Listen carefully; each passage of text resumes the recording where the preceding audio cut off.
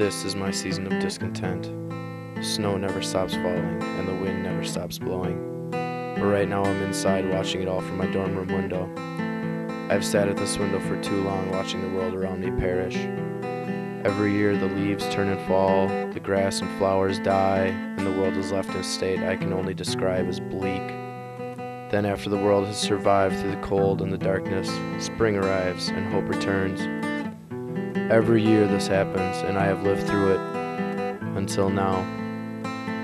This winter, the cold has chilled my bones, the wind has ripped my skin, and the snow has covered my soul. As I sit here tonight, I fear I will never see the spring come again. You don't know who I am. To you, I am a complete stranger, but you may have seen me at the food court or in class. You may have brushed against my shoulder on the sidewalk or bumped into my cart at the grocery store. But you don't know who I really am. You don't know that I spend my nights locked up in my room. You don't know that I'm the guy who no one invites out to parties. Now you think you may know me, but you still don't. You probably think that I'm another person who lives his life in self-loathing, but you're wrong. I was happy once. When I came to this school, I had a girlfriend. She was my first love, my high school sweetheart. Bitch. When I came here, I had a best friend. He was my next door neighbor. We grew up together. Asshole.